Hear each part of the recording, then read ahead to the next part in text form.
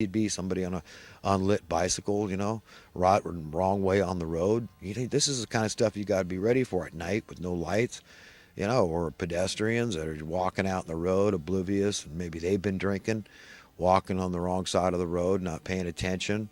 I mean, it'd be so easy. People looking in their phone, just walk out in front of your car.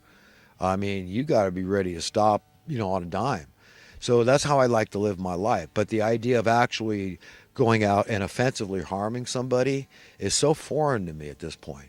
And I think it should be foreign to everybody. But, you know, I'm the kind of person where I like human contact. I one on one, and I like to really, you know, feel you out. I mean, you know, I tell you, if something's askew in somebody's head, and I have met these kind of people, um, then you feel a very dark spirit, and you feel like, you know, something bad. I mean, this guy should never have been sold a gun, never, never. So, but then again, I mean, you know, he could still probably drive a car, and then you could drive in a crowd of people. We saw how horrible that can be.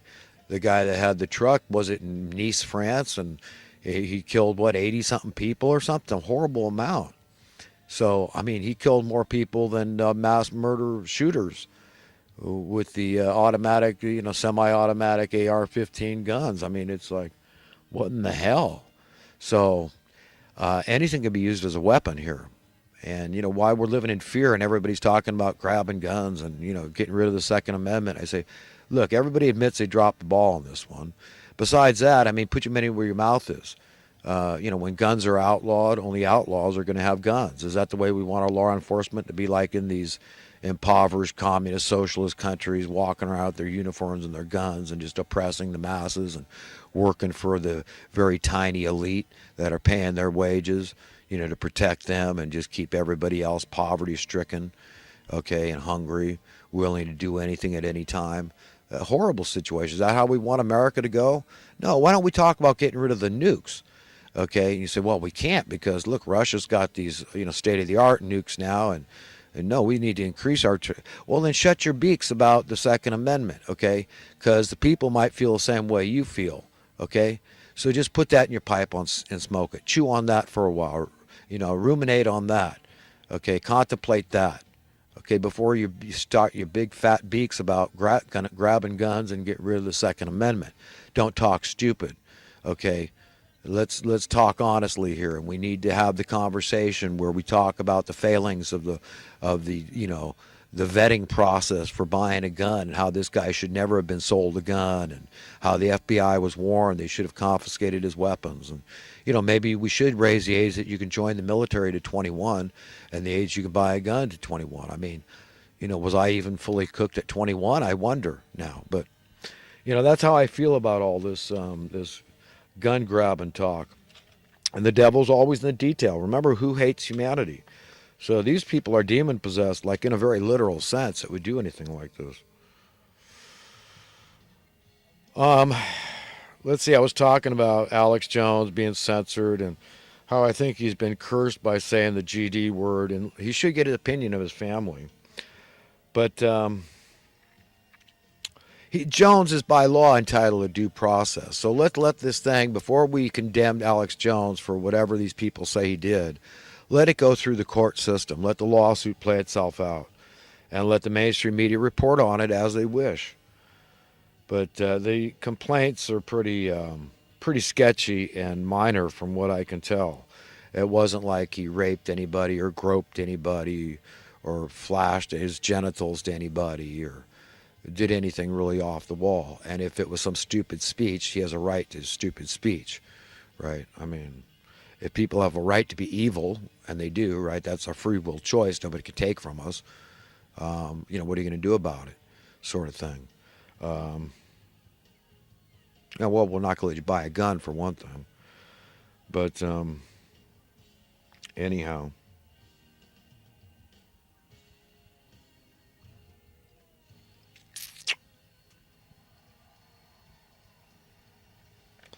I think I've talked about that enough.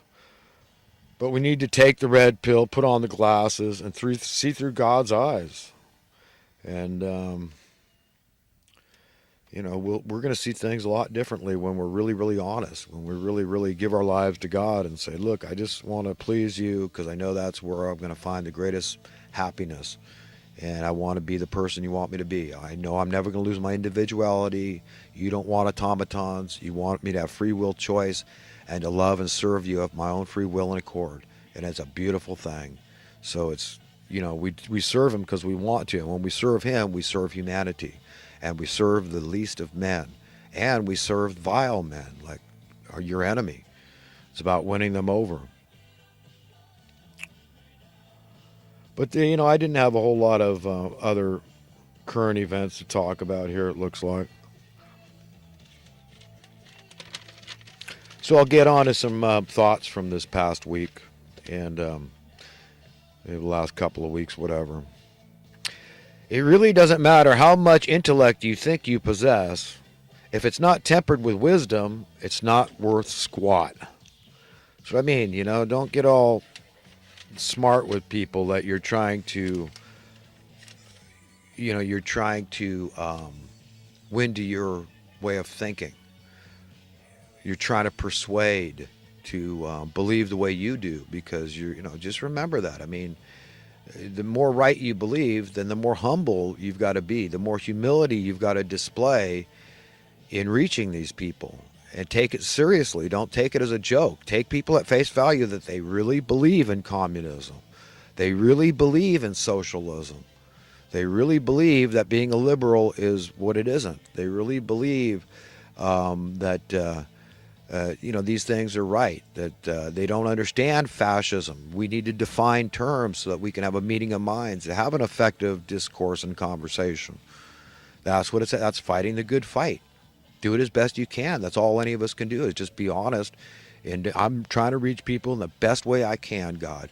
And just give me the words that, I don't really have the intelligence for, but they're just going to come into my mouth automatically because I'm letting you flow through me and give me the words to speak because you're a lot smarter than me. And I want to convey this information to this person with the right spirit so I can be the most effective and not thwart my own efforts.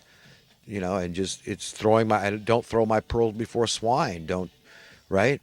Isn't that essentially what you're doing when you just, start behaving like them and increase the divide? Instead of healing the divide, we're working for the evil one unwittingly, unknowingly, by going about this the wrong way, using the wrong tactics.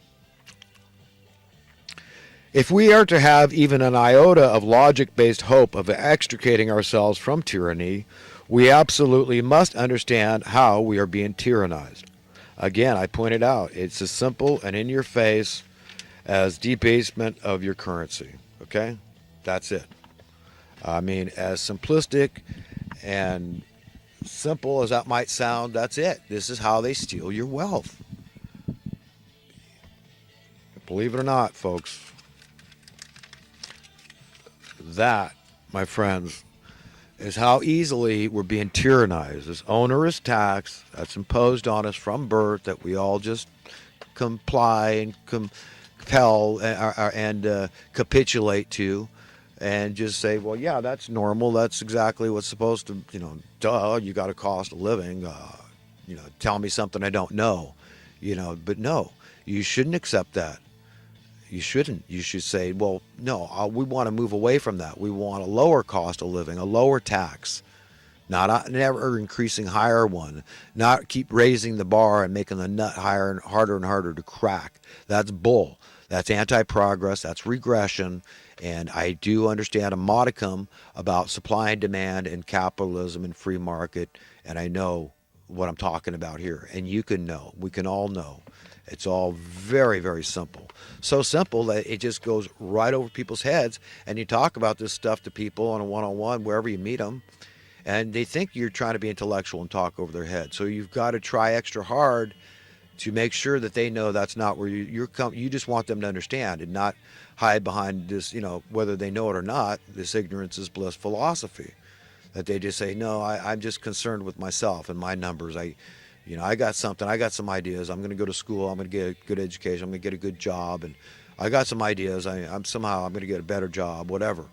and I can't worry. I'm going to survive. But people are stressed out, man. I mean, it just in the meantime, things just get worse, more and more nightmarish as these people stay in control. Satan basically is in control and using these evil human minions to affect things and to make things and manipulate our reality and to keep things going downhill, to keep exacerbating the problems, making things worse and worse and worse. And all these people feel relevant because they get worse and the problems increase. And they need extreme, desperate poverty. That's paramount. That's first and foremost on their list of things they absolutely must keep in place. Desperate, extreme poverty to the point of death. This is how they compel people to pay the exorbitant rents and mortgages. This is this. Well, you don't do it. Sorry, all the Section 8 money's already taken. Don't expect a welfare handout from us, even though the government's responsible for these bailouts. They legitimize and validate the bailout of '08 when we would have seen a market correction, the price of housing go through the floor a lot more than it did. That correction would have been a lot more dramatic if they had let capitalism work. So the government's involved, and now they say, no, well, we're not going to be accountable. We don't have any more money at Section 8. Sorry. Move here, move there. Good luck. I hope you don't die out in the cold, but really they do, and they don't care. They're trying to exterminate us by just not caring about our needs and just saying, you're on your own. Social Darwinism, man, rat race, dog eat dog, devour one another. I just don't care is their attitude. I just don't love you. In fact, I hate you. I wish you were dead. That's Satan. See, the devil's in the detail. The spirit of Satan is in these people's heart, in their mind, in their spirit, in their soul.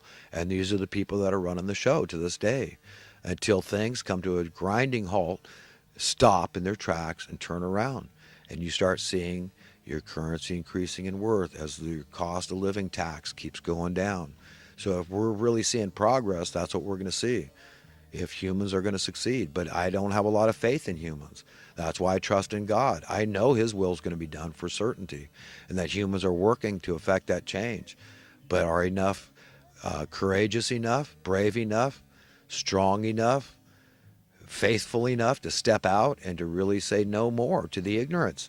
No more. We need people empowered. We need them to be willing to step up to the plate for humanity at large. That means the least of men. Do what thou must, and that is please God. That's it. We've all got to do it. We've all got to be empowered, accepted as a great responsibility if you don't want other people's blood on your hands and on your head, on your conscience. Then we have to enlighten people and not let them hide behind that veil of ignorance and disempowerment and division. Okay, we've got to get it. We've got to be able to understand basic rudimentary economic principles, more important than understanding politics.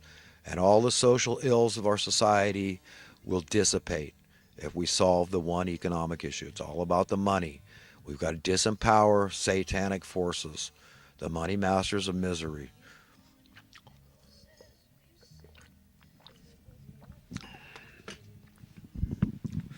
If I believed for one moment that God was even slightly elitist, I would become an atheist immediately.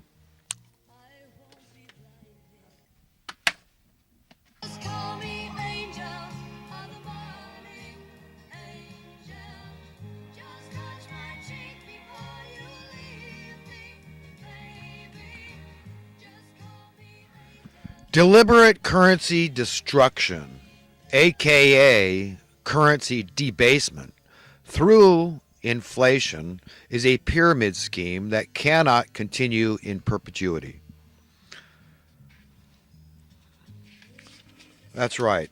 It's caused by collusion of special interest groups that all benefit. Their numbers go up, and they don't give a crap how much they wreck up the joint, and they're basically at monopolies that cause these problems. They're fixing prices. They're rigging things, okay, to what they perceive as their benefit because they're evil. You see, evil people think that these things are benefiting them. They don't know that they're evil, and they need to have that revealed to them, how they're hurting humanity by their thinking, because it comes out in their behavior, their actions, their values, and we can't tolerate it anymore. We need to demand progress. That's it. You need to say, no more. That's it, man. We're done with you evil idiots. Affirmative action, aka reverse discrimination, is a pretext to openly discriminate against regular humans at large. Right. That's another way to keep us divided, right? Advantage, disadvantage. We're all trained to accept this crap we've been handed. And we're very malleable. We've proven that. And it's very sick and twisted. And I am so fed up with it. I hate feeling like the only guy that's willing to wear the glasses. And, and wake up and, face the truth, smell the coffee, and carry my cross. But we've all got to do it. And I know there's a lot of people that are doing it, really trying to reach people. But we've got to get away from this focus on right and wrong. And, that's it. We've got to just really care. And if you really care, it means you really love. Then you'll show humility and you'll say, no, it's most important that I affect change, that I persuade this person that they're on the highway